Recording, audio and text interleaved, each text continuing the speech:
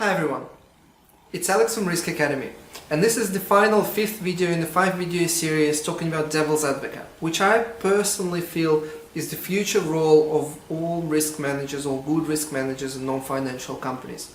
So in the first video I talked about the need to have data and information. Risk managers to be able to play Devil's Advocate, and those are like pieces of the puzzle that you need to all have together. To play that role, you need information. I mean, obvious, but it's not information that's coming from the front office, from the business unit. You need to be able to get, and that has to be like automatic, it has to be formalized. It's not like every time for every decision you should start calling people and try and squeeze information out of them. There needs to be a systematic process that gives you alternative points of view within the organization. So, first one, you need reliable information. Second, tools. Most of the tools that modern day risk managers are using are fundamentally flawed because they all focus on understanding the risk. But risk is not the objective, risk is not the final deliverable.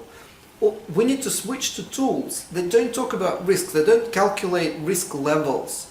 They talk about the impact uncertainty has on objectives. That was the intention all along.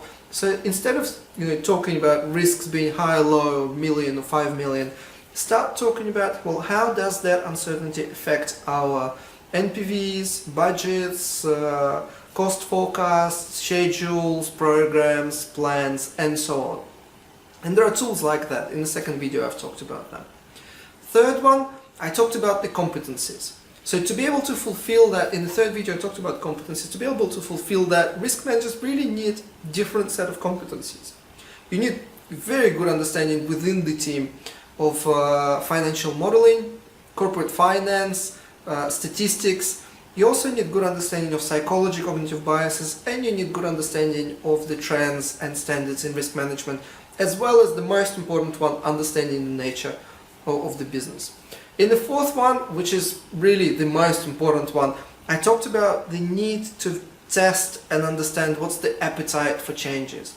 If the CEO doesn't want you to play the role of the devil's advocate, if he's happy for you to do your quarterly risk assessments, well, then you're better off resigning, because this is really not going anywhere.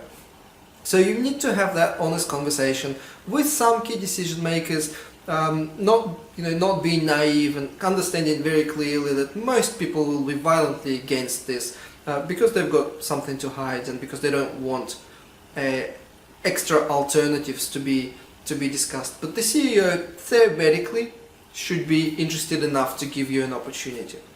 And in this final one, this is more really like a sort of a message that I wanted to share with risk managers, because I did try that. I did try that in the company where I used to work, and I've learned a very valuable lesson. This is very psychologically stressful. The role of devil's advocate is really difficult. Difficult mentally. Not just physically doing it and getting all the data in time and being able to process all that quickly, but more importantly psychologically. You will be providing alternatives to what the rest of the organization may be thinking, and that is very challenging. That is actually that is a huge mental strain. And my advice to you, if you're going to step on the path of being a devil's advocate, then you really need to find some good friends in the company. You need people who support the idea, who are interested in good corporate governance, in good decision making, who share some of your passions. And those people can be anywhere in the organization, but you need someone who understands you, who gets you. Because sooner or later, and if you're doing a good job very soon, you'll start getting crazy. Like your mind will just go insane thinking, well, am I doing the right thing? Like, why does everybody hate me?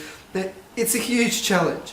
And so you need someone who is friendly, who can hear your pain out and like share your frustrations, because many times you will be proposing alternatives, but they will be ignored because there's some hidden interest, some other motivations, and million other reasons. So you need someone in the company to really be a sounding board, a good friend, basically, who can listen to you. And the same with your family. You really need to discuss that you're going to undertake that with your family and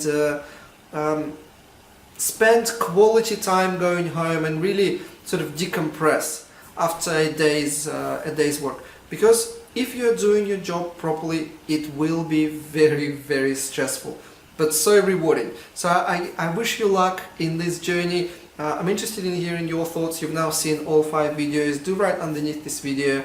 For me, for now, thank you and goodbye.